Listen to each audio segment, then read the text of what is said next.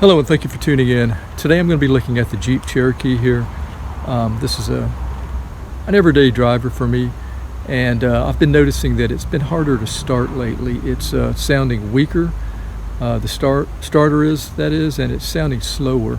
But I'm not sure if it's my battery's going bad, or maybe if the alternator's not charging my battery. So I'm going to be checking a few things here today, as well as looking at the some connectors here and making sure they're clean and tight.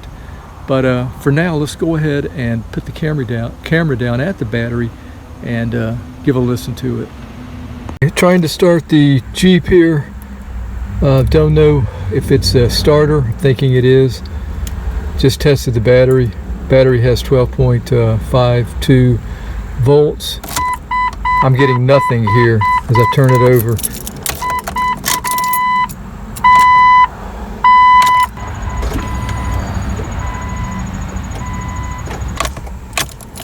Absolutely nothing, no clicking at all. I am getting, I can hear the fuel pump. So let's check the battery again and see if I'm still getting 12.5 volts. I can't remember how old this battery is. I mean, there's a possibility it could be bad. The starter is a remanufactured starter I bought around 2 years ago. What's been happening is I've noticed that the battery has been sounding weaker. Or I'm sorry, the starter, when I try to start the Jeep here, it's starting. The starter sounds weaker. It's slower. My initial reaction was the starter's getting bad. So I just want to check a few things here. First, make sure that the battery's not going bad. Holding a charge. So yeah, I've got this at 20 volts here. So I'm just going to touch the positive to the negative here, and I'm getting 12.53. So that should be enough to start the Jeep. So that's another indication that it's probably the starter. Now I'm going to make sure that these terminals here are clean. So I'm going to take the cables off. They seem to be tight. That's a good thing. I really don't see why I should need to check the alternator if the battery's 12.5. So I think the alternator should be good. So before I do I know, what we'll do, we'll tap the starter first a little bit, or solenoid. These seem to be tight. They look pretty clean. So I might be able to just forget about doing that. Let's grab something and let's try to tap that solenoid and see if we can get that starter to fire up. Okay, so here is the solenoid here and starter right underneath there. I've got some socket extensions here I'm going to use to tap on that solenoid.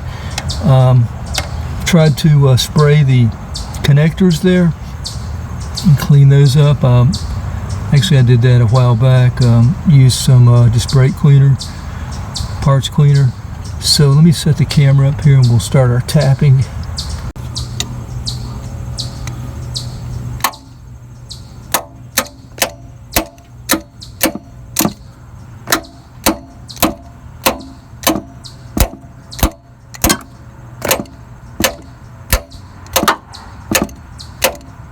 All right.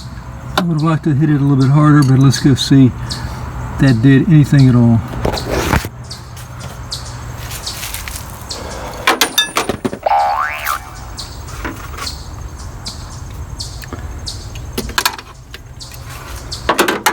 Got to get that extension out sometime. Let's try to start it up here. I don't feel real good about it. I don't think it was hit hard enough. Let's see if it's stuck or unstuck. Another way we can test our battery is turn our lights on.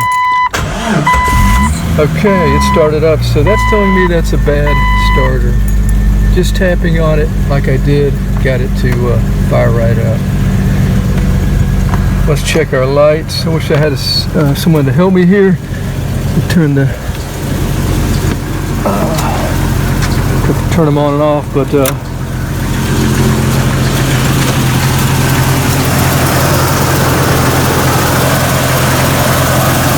they look pretty bright. So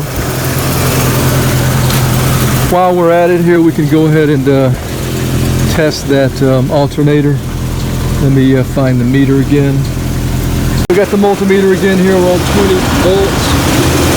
Before it was 12.5, just the battery. So now we've got some. Now we've got the alternator going here. Should be a little more. Let's check it here. Find out. So we're at 14.9. So it looks like it's a bad starter. So I'm going to buy a new starter. I'm not going to deal with the remanufactured starters, at least this time around. Before I commit to buying the battery, what I'll do is when I'm taking that one off, or when I'm going underneath the Jeep here to check the connectors, I'll make sure that they're connected and cleaned really well. And that'll be kind of the last ditch effort before I, and then I'll try to start it after that. Make sure they're tight and make sure they're clean. Try to start it, see if it sounds any stronger, because it sounds weak, and it has been for a little while, and I've kind of really thought that it was a starter all along here. Yeah, I'll make sure that it's got good connection, the lead and or the two wires there. And that's not going to work, then I'll buy a new starter. And I hate to do that because they're pretty expensive. Alright, so I guess that'll be it.